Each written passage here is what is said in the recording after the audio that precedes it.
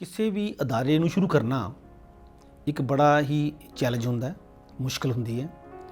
ਲੇਕਿਨ ਮੈਂ ਸਮਝਦਾ ਕਿ ਇਹ ਯੂਨੀਵਰਸਿਟੀ ਜਿਹੜੀ ਹੈ ਇਹ ਜਗਤ ਗੁਰੂ ਨਾਨਕ ਦੇਵ ਜੀ ਦੇ ਨਾਮ ਦੇ ਉੱਤੇ ਹੈ ਅਤੇ ਗੁਰੂ ਨਾਨਕ ਸਾਹਿਬ ਆਪ ਵਿਚਰ ਰਹੇ ਹੈ। ਉਹਨਾਂ ਨੇ ਵਿੱਚ ਖਲੋ ਕੇ ਮੈਨੂੰ ਬਖਸ਼ਿਸ਼ ਕੀਤੀ, ਮੈਨੂੰ ਮਿਹਨਤ ਕੀਤੀ। ਮੇਰਾ ਕੰਮ ਸਿਰਫ ਮਿਹਨਤ ਕਰਨਾ ਸੀ। ਮੈਂ ਜਦੋਂ ਨਵਾਂ ਆਇਆ ਅਤੇ ਸਾਨੂੰ ਇਹ ਲੱਗਿਆ ਕਿ ਇਹ ਪੰਜਾਬ ਦੀ ਓਪਨ ਯੂਨੀਵਰਸਿਟੀ ਹੈ।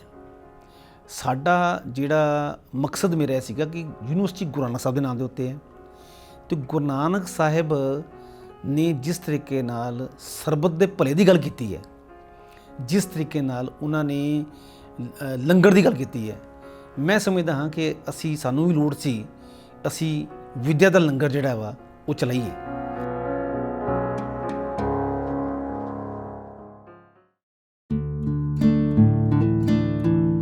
ਮੈਂ ਡਾਕਟਰ ਕਰਮਜੀਤ ਸਿੰਘ ਹਾਂ ਔਰ ਮੈਂ ਅੰਮ੍ਰਿਤਸਰ ਦਾ ਜੰਮਪਲ ਹਾਂ। ਅੰਮ੍ਰਿਤਸਰ ਤੋਂ ਮੈਂ ਸਾਰੀ ਵਿੱਦਿਆ ਪ੍ਰਾਪਤ ਕਰਕੇ ਮੈਂ ਬਹੁਤ ਲੰਬਾ ਸਮਾਂ ਚੰਡੀਗੜ੍ਹ ਦੇ ਵਿੱਚ ਗੁਰੂ ਗੋਬਿੰਦ ਸਿੰਘ ਕਾਲਜ ਅਤੇ ਫਿਰ ਪੰਜਾਬ ਯੂਨੀਵਰਸਿਟੀ ਵਿੱਚ ਕੰਮ ਕਰਕੇ ਮੈਂ ਰਜਿਸਟਰ ਸੀਗਾ। ਅਤੇ ਉਸ ਤੋਂ ਬਾਅਦ ਮੈਨੂੰ ਪੰਜਾਬ ਸਰਕਾਰ ਨੇ ਨਵੀਂ ਓਪਨ ਯੂਨੀਵਰਸਿਟੀ ਬਣਾਈ ਗਈ, ਜਗਤ Guru Nanak Dev Punjab state open university, ਜਿਹੜੀ ਕਿ ਗੁਰੂ ਨਾਨਕ ਸਾਹਿਬ ਦੇ 550ਵੇਂ ਜਿਹੜੀ ਪ੍ਰਕਾਸ਼ ਉਤਸਵ 'ਤੇ ਬਣਾਈ ਗਈ ਸੀਗੀ। ਅਤੇ ਇਸ ਦੇ ਮੈਨੂੰ ਜਿਹੜਾ ਆਪਣਾ ਪਹਿਲਾ ਵਾਈਸ ਚਾਂਸਲਰ ਉਹ ਪੰਜਾਬ ਸਰਕਾਰ ਨੇ ਨਿਯੁਕਤ ਕੀਤਾ ਅਤੇ ਅੱਜ ਕੱਲ੍ਹ ਮੈਂ ਬਤੌਰ ਵਾਈਸ ਚਾਂਸਲਰ ਜਗਤ ਗੁਰੂ ਨਾਨਕ ਦੇਵ ਯੂਨੀਵਰਸਿਟੀ ਵਿੱਚ ਸੇਵਾ ਨਿਭਾ ਰਿਹਾ।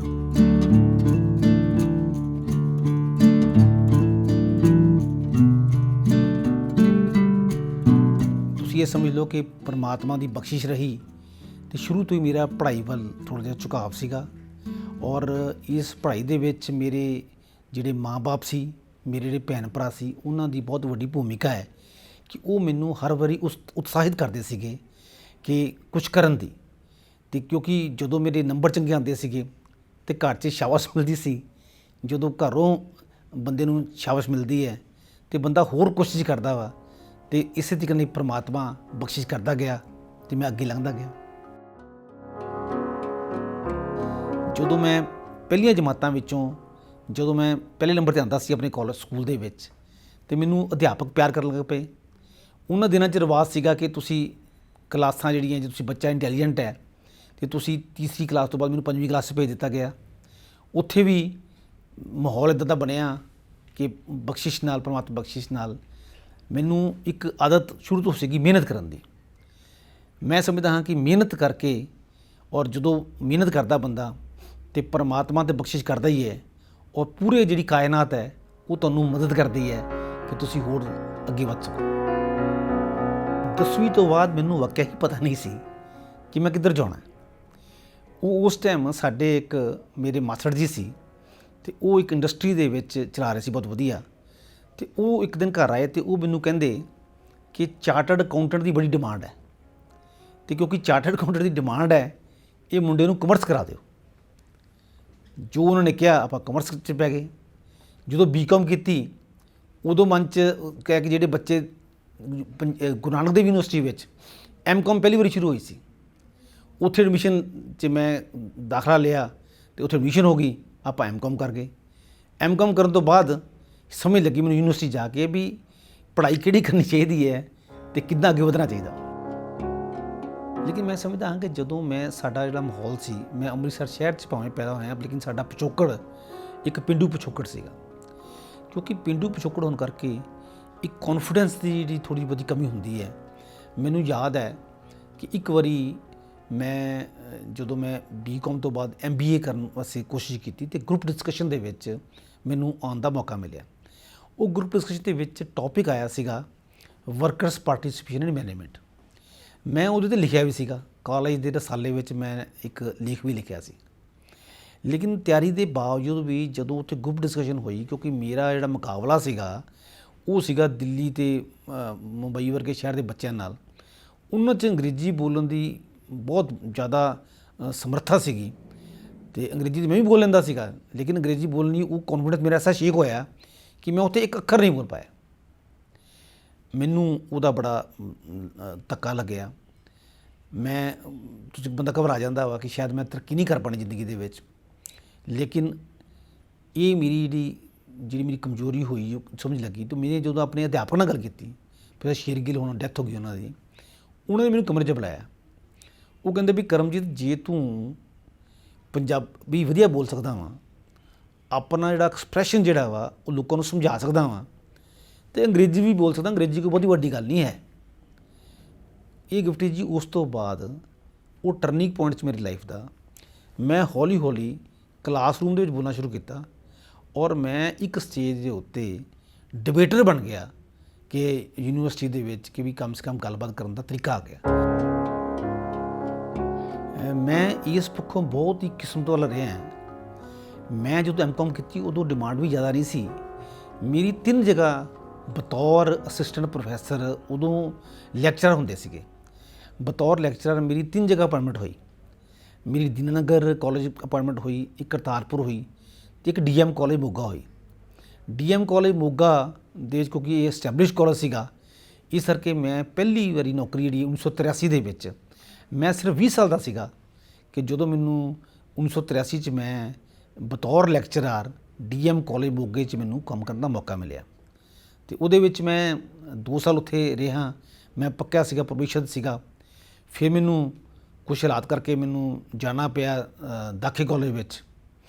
ਫਿਰ ਮੇਰੀ ਗੌਰਮੈਂਟ ਕਾਲਜ 'ਚ ਸਿਲੈਕਸ਼ਨ ਹੋ ਗਈ, ਲੇਕਿਨ ਮੇਰੇ ਨਾਲ ਹੀ ਗੁਰੂ ਗੋਬਿੰਦ ਸਿੰਘ ਕਾਲਜ ਵਿੱਚ ਸਿਲੈਕਸ਼ਨ ਹੋ ਗਈ। ਅਤੇ ਫਿਰ ਮੈਨੂੰ ਚੂਜ਼ ਕਰ ਲਿਆ ਮੈਂ ਕਿ ਗੁਰੂ ਗੋਬਿੰਦ ਸਿੰਘ ਕਾਲਜ ਮੇਰੇ ਵਾਸਤੇ ਵਧੀਆ ਹੈ, ਅਤੇ ਮੈਂ ਗੁਰੂ ਗੋਬਿੰਦ 'ਚ ਆ ਗਿਆ। ਉੱਥੇ ਮੈਂ ਕਾਫੀ ਸਮਾਂ ਲੰਬਾ ਕੰਮ ਕੀਤਾ, 16-17 ਸਾਲ ਮੈਂ ਗੁਰੂ ਗੋਬਿੰਦ ਸਿੰਘ ਕਾਲਜ ਕੀਤਾ। 2005 'ਚ ਮੈਨੂੰ ਮੌਕਾ ਮਿਲਿਆ ਕਿ ਮੈਨੂੰ ਇੱਕ ਰੀਡਰ ਦੀ ਪੋਸਟ ਹੁੰਦੀ ਹੈ, ਐਸੋਸੀਏਟ ਪ੍ਰੋਫੈਸਰ ਅੱਜ ਕੱਲ੍ਹ ਕਹਿੰਦੇ ਉਹਨੂੰ। ਉਹ ਪੰਜਾਬ ਯੂਨੀਵਰਸਿਟੀ ਵਿੱਚ ਯੂਨੀਵਰਸਿਟੀ ਬਿਜ਼ਨਸ ਸਕੂਲ ਬਹੁਤ ਹੀ ਇੱਕ ਨਾਮਵਰ ਡਿਪਾਰਟਮੈਂਟ ਹੈ, ਪੂਰੇ ਇੰਡੀਆ ਜਾਣਿਆ ਜਾਂਦਾ ਸੀਗਾ। ਅਤੇ ਮੈਨੂੰ ਉੱਥੇ ਮੌਕਾ ਮਿਲਿਆ ਅਤੇ ਉੱਥੇ ਮੈਂ ਡਾਇਰੈਕਟ ਭਰਤੀ ਹੋਇਆ ਐਜ਼ ਏ ਐਸੋਸੀਏਟ ਪ੍ਰੋਫੈਸਰ। ਅਤੇ ਐਸੋਸੀਏਟ ਪ੍ਰੋਫੈਸਰ ਤੋਂ ਬਾਅਦ ਪੰਜਾਬ ਯੂਨੀਵਰਸਿਟੀ ਦਾ ਸਫ਼ਰ ਜਿਹੜਾ ਹੈ ਉਹ ਮੈਂ ਕਿਉਂਕਿ ਮਿਹਨਤ ਕਰਨ ਵਾਲਾ ਮਤਲਬ ਸੀਗਾ, ਸਬਜੈਕਟ ਦੇ ਵਿੱਚ ਮੈਨੂੰ ਪੂਰੀ ਕਮਾਂਡ ਸੀ। ਕੋਸਟ ਕਾਊਂਟਿੰਗ 'ਚ ਮੇਰਾ ਆਪਣਾ ਪਕੜ ਸੀਗੀ ਫਾਈਨਾਂਸ ਵਿੱਚ।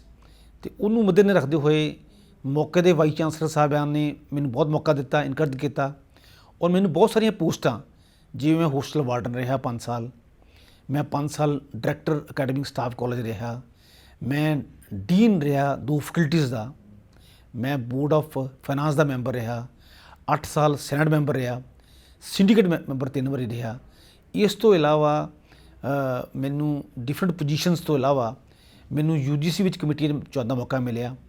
ਫਿਰ ਮੈਨੂੰ ਰਜਿਸਟਰਾਰ ਦੇ ਤੌਰ ਦੇ ਉੱਤੇ ਪੰਜਾਬ ਯੂਨੀਵਰਸਿਟੀ ਵਿੱਚ ਮੈਨੂੰ ਮੌਕਾ ਮਿਲਿਆ। ਇਸ ਵਾਈਸ ਚਾਂਸਲਰ ਜੁਆਇਨ ਕਰਨ ਤੋਂ ਪਹਿਲਾਂ ਮੈਂ ਰਜਿਸਟਰਾਰ ਸੀ ਲਗਾਤਾਰ 2 ਸਾਲ। ਮੈਨੂੰ ਪੜ੍ਹਾਈ ਕਰਨ ਦਾ ਸ਼ੌਂਕ, ਕਿਤਾਬਾਂ ਪੜ੍ਹਨ ਦਾ ਮੈਨੂੰ ਬਹੁਤ ਸ਼ੌਂਕ ਹੈ,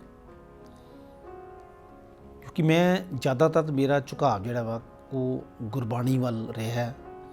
ਗੁਰਬਾਣੀ ਦੇ ਵਿੱਚ ਮੈਂ ਕਾਫੀ ਕੁਝ ਲਿਖਿਆ ਵੀ ਹੈ। ਵੈਸੇ ਤਾਂ ਮੈਂ ਆਪਣੇ ਵਿਸ਼ੇ ਵਿੱਚ ਵੀ ਮੇਰੀਆਂ 5 ਕਿਤਾਬਾਂ ਹੈਗੀਆਂ। ਮੇਰਾ ਫਾਈਨਾਂਸ ਏਰੀਆ ਹੈ, ਉਹਦੇ ਵਿੱਚ ਮੈਂ ਕਿਤਾਬਾਂ ਲਿਖੀਆਂ, ਲੇਕਿਨ ਮੈਨੂੰ 2 ਕਿਤਾਬਾਂ ਮੈਂ ਹੁਣ ਬਲਕਿ 3 ਕਿਤਾਬਾਂ ਅਸੀਂ ਲਿਖੀਆਂ। ਇੱਕ ਗੁਰੂ ਨਾਨਕ ਸਾਹਿਬ ਉੱਤੇ ਹੈ, ਇੱਕ ਗੁਰੂ ਤੇਗ ਬਹਾਦਰ ਦੀ ਕਾਫੀ ਬੁੱਕ ਅਸੀਂ ਛਾਪੀ ਹੈ ਉਹ, ਔਰ ਇੱਕ ਜਿਹੜੀ ਮੈਂ ਇੱਥੇ ਦੱਸਣਾ ਚਾਹਾਂਗਾ ਕਿ ਇੱਕ ਮੇਰੀ ਪੁਸਤਕ ਜਿਹੜੀ ਹੈ ਉਹ ਹੈ ਮੁੱਢਲੀ ਸਿੱਖ ਧਰਮ ਦੀ ਜਾਣਕਾਰੀ।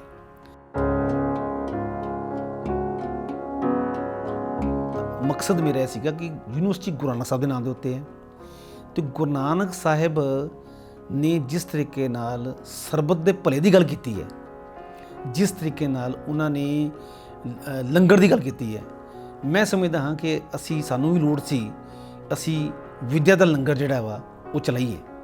ਅਤੇ ਉਹਦੇ ਵਾਸਤੇ ਕਿਉਂਕਿ ਮੈਨੂੰ ਮੌਕਾ ਮਿਲਿਆ, ਮੈਨੂੰ ਅਮਰੀਕਾ ਜਾਣ ਦਾ ਵੀ ਮੌਕਾ ਮਿਲਿਆ।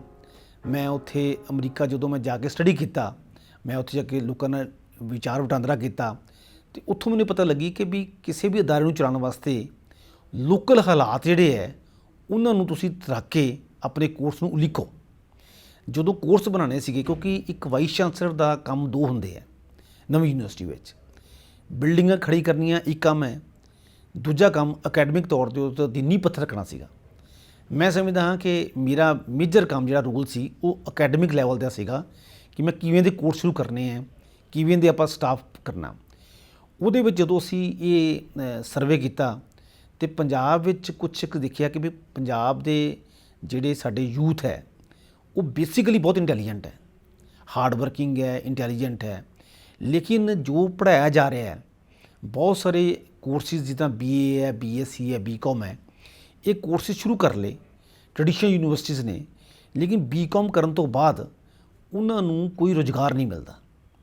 ਪੰਜਾਬ ਦੇ ਬੱਚੇ ਬਾਹਰ ਜਾ ਰਹੇ ਹੈ, ਇਸ ਕਰਕੇ ਜਾ ਰਹੇ ਹੈ ਕਿ ਇੱਥੇ ਰੁਜ਼ਗਾਰ ਦੀਆਂ ਸਹੂਲਤਾਂ ਅਵੇਲੇਬਲ ਨਹੀਂ ਹੈ।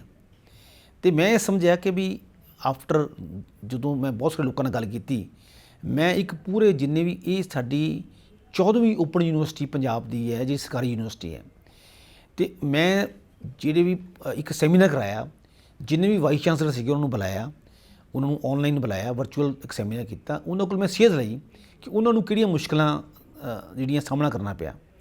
ਉਹਨੂੰ ਦਿਮਾਗ 'ਚ ਰੱਖਦੇ ਹੋਏ ਮੈਂ ਉਹ ਕੋਰਸਿਸ ਸ਼ੁਰੂ ਕੀਤੇ। ਮੈਂ ਸੋਚਿਆ ਵੀ ਜਿਵੇਂ ਮੈਂ ਕਮਰਸ ਦਾ ਵਿਦਿਆਰਥੀ ਹਾਂ, ਮੇਰੇ ਦਿਮਾਗ 'ਚ ਆਇਆ ਕਿ ਕਾਮਰਸ ਵਾਲੇ ਬੱਚੇ ਨੂੰ ਜੇ ਅਸੀਂ ਇਨਕਮ ਟੈਕਸ ਦੀ ਰਿਟਰਨ ਭਰਨੀ ਸਿਖਾ ਦਈਏ, ਉਹਨੂੰ ਕੋਈ ਨਾ ਕੋਈ ਨੌਕਰੀ ਮਿਲਣ ਦਾ ਕੰਮ ਬਣ ਜੂਗਾ ਉਹਦਾ। ਜੇ ਉਹਨੂੰ GST ਰਿਟਰਨ ਭਰਨੀ ਸਿਖਾ ਦਈਏ ਤਾਂ ਵੀ ਗੱਲ ਬਣ ਜੂਗੀ। ਜੇ ਉਹਨੂੰ ਮਾਰਕੀਟਿੰਗ ਦਾ ਤਰੀਕਾ ਸਿਖਾ ਦਈਏ ਤਾਂ ਵੀ ਗੱਲ ਬਣ ਜੂਗੀ।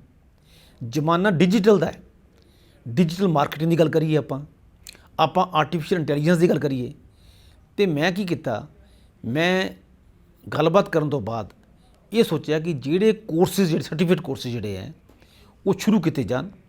ਅਸੀਂ 22 ਕੋਰਸਿਸ ਸ਼ੁਰੂ ਕੀਤੇ, ਸਰਟੀਫਿਕੇਟ ਕੋਰਸਿਸ, ਜਿਹੜੇ ਕਿ ਹਰ ਕੋਰਸ ਜਿਹੜਾ ਸ਼ੁਰੂ ਕੀਤਾ ਸੀ ਉਹ ਚਾਹੇ ਉਹ ਕਮਿਊਨੀਕੇਸ਼ਨ ਦੇ ਉੱਪਰ ਹੈ, ਚਾਹੇ ਉਹ ਸੋਸ਼ਲ ਸਾਇੰਸਿਸ ਦੇ ਉੱਤੇ ਹੈ, ਚਾਹੇ ਉਹ ਐਟੀਕੇਟ ਦੇ ਉੱਤੇ ਹੈ, ਚਾਹੇ ਉਹ ਹੈਪੀਨੈਸ ਦੇ ਉੱਤੇ ਹੈ। ਸਾਡਾ ਜਿਹੜਾ ਮਕਸਦ ਇਹ ਹੈ ਕਿ ਉਹਨਾਂ ਨੂੰ ਦੋ ਗੱਲਾਂ ਅਸੀਂ ਦਿਮਾਗ 'ਚ ਰੱਖੀਆਂ, ਇੱਕ ਇੰਪਲਾਇਬਿਲਿਟੀ ਮਿਲ ਜੇ, ਦੂਜਾ ਕਿਤੇ ਨਾ ਕਿਤੇ ਲੈਵਲ 'ਤੇ ਦਿਮਾਗ ਦੇ ਵਿੱਚ ਜਿਹੜੀਆਂ ਕੀਮਤਾਂ ਕਦਰਾਂ, ਜਿਹੜੀਆਂ ਗੁਰੂ ਨਾਨਕ ਸਾਹਿਬ ਦੀ ਸਿੱਖਿਆ ਹੈ, ਆਪਣੇ ਗੁਰੂਆਂ ਸਾਹਿਬ ਸਿੱਖਿਆ ਹੈ, ਉਹ ਕਿਤੇ ਮਿਸ ਨਾ ਕਰ ਜਾਈਏ। ਸਾਡੇ ਜਿਹੜੇ ਐਟ ਪ੍ਰੈਜ਼ੈਂਟ ਜਿਹੜੇ ਕੋਰਸਿਸ ਹੈ, ਉਹ ਕੋਰਸਿਸ ਕਰਨ ਤੋਂ ਬਾਅਦ ਬੱਚਿਆਂ ਨੂੰ ਕੁਛ ਨਾ ਕੁਛ ਸਕਿੱਲ ਆਊਗੀ। ਇਸ ਤੋਂ ਇਲਾਵਾ ਅਸੀਂ ਹੋਰ ਕੀ ਕੀਤਾ, ਅਸੀਂ ਖਰਚਾ ਨਹੀਂ ਕੀਤਾ। ਇੱਕ ਹੁੰਦਾ ਕਿ ਇਸ਼ਤਿਹਾਰ ਦੇਈਏ ਆਪਾਂ ਆਪਣਾ, ਮੈਂ ਬਿਲਕੁਲ ਕਿਫਾਇਤੀ ਢੰਗ ਨਾਲ ਮੈਂ ਪ੍ਰਚਾਰ ਦਾ ਢੰਗ ਦੂਸਰਾ ਲੱਭਿਆ। ਮੈਂ ਐਜੂਕੇਸ਼ਨ ਸੈਕਟਰੀ ਸਾਹਿਬ ਨੂੰ ਅਪਰੋਚ ਕੀਤਾ, principal secretary higher education Krishan Kumar ji ਸਨ। ਕ੍ਰਿਸ਼ਨ ਕੁਮਾਰ ਜੀ ਬਹੁਤ ਹੀ ਕੋਆਪਰੇਟਿਵ ਸੀਗੇ। ਉਹਨਾਂ ਦੀ ਮਦਦ ਦੇ ਨਾਲ ਅਸੀਂ ਜਿੰਨੇ ਵੀ ਗੌਰਮੈਂਟ ਕਾਲਜ ਹੈ, ਮੈਂ ਦੱਸਣਾ ਚਾਹਾਂਗਾ ਕਿ ਵੀ ਸਾਡੇ ਇੱਥੇ 63 ਗੌਰਮੈਂਟ ਕਾਲਜਿਸ ਹੈਗੇ ਸੀਗੇ। ਹਰੇਕ ਗੌਰਮੈਂਟ ਕਾਲਜਿਸ ਦੇ ਵਿੱਚ ਅਸੀਂ ਟਾਈ ਅਪ ਕਰ ਲਿਆ, ਲਰਨਰ ਸਪੋਰਟ ਸੈਂਟਰ ਬਣਾਤੇ ਕਿ ਜਿਹੜਾ ਬੱਚਾ ਉਹਨਾਂ ਦਾ BA ਕਰ ਰਿਹਾ ਹੈ, BSc ਕਰ ਰਿਹਾ ਹੈ, ਅਸੀਂ ਉਹਨਾਂ ਨੂੰ ਸਰਟੀਫਿਕੇਟ ਕੋਰਸਿਸ, ਸਕਿੱਲ ਕੋਰਸਿਸ ਜਿਹੜੀਆਂ ਮੁਹੱਈਆ ਕਰਾਈਆਂ, ਔਰ ਅਸੀਂ ਬਹੁਤ ਹੀ ਘੱਟ ਰੇਟ ਉੱਤੇ। ਇੱਕ ਤਾਂ ਸਟੈਪ ਅਸੀਂ ਇਹ ਲਿਆ ਕਿ ਕ੍ਰਿਸ਼ਨ ਕੁਮਾਰ ਜੀ ਦੀ ਪ੍ਰਿੰਸੀਪਲ ਸੈਕਟਰੀ ਹਾਇਰ ਐਜੂਕੇਸ਼ਨ ਜਿਹੜੇ ਪੁਰਾਣੇ ਸੀਗੇ, ਉਹਨਾਂ ਦੀ ਮਦਦ ਦੇ ਨਾਲ, ਉਹਨਾਂ ਨੇ ਸਾਨੂੰ ਬਹੁਤ ਕੋਆਪਰੇਟ ਕੀਤਾ, ਉਹਨਾਂ ਦੀ ਮਦਦ ਦੇ ਨਾਲ ਅਸੀਂ ਸਾਰੇ ਗੌਰਮੈਂਟ ਕਾਲਜ ਵਿੱਚ ਇੱਕ ਸ਼ੁਰੂ ਕਰਤਾ, ਪਹਿਲਾ ਕੰਮ। ਦੂਸਰਾ ਕੰਮ ਅਸੀਂ ਕੀ ਕੀਤਾ, ਕਿਉਂਕਿ ਮੈਂ ਤੁਹਾਨੂੰ ਪਹਿਲਾਂ ਕਿਹਾ ਕਿ ਗੁਰੂ ਨਾਨਕ ਸਾਹਿਬ ਜੀ ਦਾ ਜਿਹੜਾ ਮਿਸ਼ਨ ਸੀ, ਜਿਹੜੀ ਉਹਨਾਂ ਦੀ ਸਿੱਖਿਆ ਹੈ, ਉਹ ਸਰਬੱਤ ਦਾ ਭਲਾ ਹੈ। ਅਸੀਂ ਕੀ ਕੀਤਾ ਕਿ ਇੱਕ ਮੈਂ ਤੁਹਾਡੀ ਜਾਣਕਾਰੀ 'ਚ ਲੈਣਾ ਚਾਹੁੰਦਾ ਹਾਂ ਇਹ ਗੱਲ ਕਿ ਸਾਡੀਆਂ ਜਿੰਨੀਆਂ ਵੀ ਟ੍ਰੈਡੀਸ਼ਨਲ ਯੂਨੀਵਰਸਿਟੀਜ਼ ਹੈਗੀਆਂ, ਜਿਹੜੇ ਗੂੰਗੇ ਅਤੇ ਬਹਿਰੇ ਹੈ ਬੱਚੇ ਹੈ, ਉਹ ਬੱਚੇ ਪੜ੍ਹ ਸਕਦੇ ਹੈ, ਉਹ ਲੇਕਿਨ ਸੁਣ ਨਹੀਂ ਸਕਦੇ। ਜਦੋਂ ਸੁਣ ਨਹੀਂ ਸਕਦੇ ਤੇ ਕਿਸੇ ਵੀ ਟ੍ਰੈਡੀਸ਼ਨਲ ਯੂਨੀਵਰਸਿਟੀ ਦੇ ਵਿੱਚ ਉਹਨਾਂ ਨੂੰ ਮੌਕਾ ਨਹੀਂ ਮਿਲਦਾ ਉਹ ਪੜ੍ਹਾਈ ਕਰ ਸਕਣ, ਕਿਉਂਕਿ ਉਹਨਾਂ ਵਾਸਤੇ ਇੱਕ ਸਾਈਨ ਲੈਂਗੁਏਜ ਦੀ ਲੋੜ ਪੈਂਦੀ ਹੈ। ਮੈਂ ਉਸ ਗੱਲ ਨੂੰ ਪਲੱਗ ਕਰਦੇ ਹੋਏ ਇੱਕ NGO ਨਾਲ ਟਾਈ ਅਪ ਕਰਕੇ ਅਸੀਂ ਸਾਈਨ ਲੈਂਗੁਏਜ ਦਾ ਪ੍ਰੋਗਰਾਮ ਸ਼ੁਰੂ ਕਰਤਾ, ਔਰ ਮੈਨੂੰ ਇਹ ਦੱਸਣ ਲੱਗਿਆ ਬੜੀ ਖੁਸ਼ੀ ਮਿਲਦੀ ਹੈ ਕਿ 50 ਤੋਂ ਵੱਧ ਬੱਚੇ ਜਿਹੜੇ ਹੈ ਉਹ ਸਾਡੇ ਕੋਲ ਐਡਮਿਸ਼ਨ ਲੈ ਚੁੱਕੇ ਹੈ। ਅਸੀਂ ਉਹਨਾਂ ਨੂੰ ਸਿੱਖਿਆ ਦੇ ਰਹੇ ਹਾਂ। ਤੀਜੀ ਗੱਲ, ਗੌਰਮੈਂਟ ਕਾਲਜ ਹੋ ਗਏ ਆਪਣੇ, ਜਿਹੜੇ ਹੋ ਗਏ ਆਪਣੇ ਜਿਹੜੇ ਇਹ ਯੂਨੀਵਰਸਿਟੀ ਬੰਦੇ ਹੋ ਗਏ। ਤੀਸਰੀ ਜਿਹੜੀ ਗੱਲ ਅਸੀਂ ਕੀਤੀ ਕਿ ਜਿਹੜੇ ਪੰਜਾਬ ਦੀਆਂ ਜੇਲ੍ਹਾਂ ਦੇ ਵਿੱਚ ਜਿਹੜੇ ਕੈਦੀ ਬੰਦ ਪਏ ਹੈ, ਅਸੀਂ ਸੋਚਿਆ ਕਿ ਇੱਕ ਮੌਕਾ ਹੈਗਾ ਵਾ ਕਿ ਉਹਨਾਂ ਨੂੰ ਅਸੀਂ ਸਿੱਖਿਆ ਦੇ ਸਕੀਏ, ਤਾਂ ਕਿ ਜਦ ਉਹ ਆਪਣੀ ਸਜ਼ਾ ਕੱਟਣ ਤੋਂ ਬਾਅਦ ਜਦੋਂ ਉਹ ਦੁਬਾਰਾ ਆਉਣ, ਦੁਬਾਰਾ ਉਹ ਕੰਮ ਕਰਨ ਯੋਗ ਹੋ ਜਾਣ, ਉਹਨਾਂ ਨੂੰ ਕੋਈ ਨੌਕਰੀ ਮਿਲ ਸਕੇ। ਉਹ ਜਦੋਂ ਇੱਕ ਅਸੀਂ ਉਹਨਾਂ ਵਾਸਤੇ ਅਸੀਂ DGP ਸਾਹਿਬ ਨਾਲ ਗੱਲ ਕਰਕੇ ਉਹਨਾਂ ਵਾਸਤੇ ਸਿੱਖਿਆ ਦਾਤ ਦੇ ਅੰਦਰ ਅਸੀਂ ਕੋਰਸ ਸ਼ੁਰੂ ਕਰਤੇ। 57 ਬੱਚੇ ਸਾਡੇ ਦਾਖਲ ਹੋ ਗਏ, ਉਹਦੇ ਵਿੱਚ 12,000 ਬੱਚੇ ਗੌਰਮੈਂਟ ਕਾਲਜ ਵਿੱਚ ਸਾਡੇ ਕੋਲ ਇਨਰੋਲ ਹੋ ਗਏ। 12,000